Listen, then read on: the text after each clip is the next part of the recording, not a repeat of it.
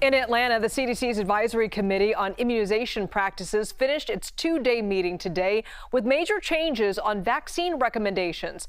Today, they tackled guidance when it comes to the COVID-19 shot and its boosters. I want to welcome in Dr. Amesh Adalja, the senior scholar at the Johns Hopkins Center for Health Security. Doctor, thank you so much for being with us. The committee is saying it supports individual decision-making, as it's calling it, when it comes to COVID-19. What does that mean in terms of access to the COVID-19 vaccine? What I think it means is that people are going to be uncertain whether or not the COVID-19 vaccine is of benefit to them.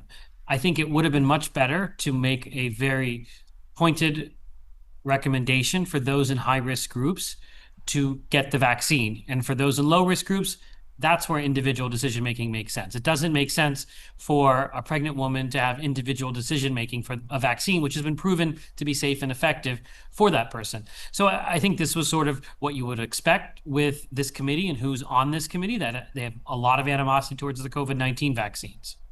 And I think what a lot of this back and forth is doing is creating a lot of confusion floating around who parents should listen to when it comes to vaccine guidance. So if you were advising parents who may be sitting at home or individuals who are wondering what to do with their own vaccine protocol, where should people go to for guidance on all this? Well, the first person they should turn to is their doctor.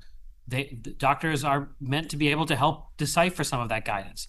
There are other resources as well. The American Academy of Pediatrics has its own vaccination schedule. The American Academy of Family Medicine has its own vaccination schedule. And we've got states in the Northeast, in the Northwest that have banded together and have also developed their own vaccine guidance. So there are alternative sources that are based on evidence, based on science, because right now, I don't think anybody trusts the ACIP or any agency in which RFK Jr. has a hand. Well, there's been a lot of questions surrounding mRNA vaccines. The COVID vaccine is an mRNA vaccine. What do you make of some of the claims out there, including that these types of vaccines could do things like change a person's DNA? What do you make of the information that's out there? It's completely junk. It's completely arbitrary without any basis in scientific fact. This is just mythology that people use to smear what has been one of the greatest technological advancements in medicine ever. mRNA vaccines cannot change your genetic structure. They do not go into the nucleus of the cell where your DNA is. It is completely fabricated. And it's this myth that doesn't die. And I think it relies on people's scientific ignorance and their kind of intimidation by scientific concepts. But it's horrible because what it's doing is causing people to not trust what are safe and effective vaccines, the vaccines that were built during Operation Warp Speed by President Trump. I'm curious what you think doctors and pharmacists are going to do when it comes to the COVID-19 vaccine. They have to purchase a certain amount of the COVID-19 vaccine that they think they're going to be able to give their patients and other providers. So I'm curious if you think this guidance is going to impact how much of the vaccine that these different providers are going to be able to get. I think it will, because right now there's so much confusion that providers, pharmacies may not know what the demand is going to be, and they don't want to overstock, they don't want to understock, but it's going to be very difficult and challenging. And certain states have different regulations on who pharmacists can vaccinate and who they can't vaccinate. And what's happened now is that RFK's committee has not added any clarity to this. They've actually muddied the waters even more so, and they've done this by design. They're not taking vaccines away, but they're certainly making it more difficult and more confusing for people who want to be vaccinated to get vaccinated.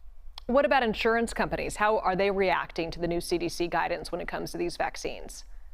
Right now, the American health insurance plans have said that they're going to cover things as if this meeting never occurred. So what was current before the meeting that they covered, they're going to still cover, at least until the end of the year. That may vary. Not every plan might be part of that. But in general, the health insurance companies have been really good on this matter. They've recognized that the ACIP is an illegitimate organization, and they're sticking to the prior ACIP recommendations.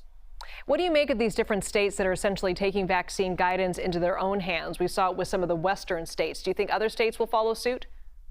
Well, they already have. The northeastern states have also done the same. And I think it makes sense because if you cannot rely on the CDC, if you cannot rely on the ACIP, state health departments have to take action. And I think that what they're doing is a process that is what you would ideally want. They're looking at the science, looking at the data, and making recommendations based on the best available evidence. And that's what we want the CDC to do. But they've abdicated that role right now. So now the state health departments have to band together and do this. And I think that is a good source for people to look at when they're trying to figure out what they should do in terms of vaccination in this upcoming respiratory virus season. Dr. Amesh Adalja, thank you so much for joining us. Thanks.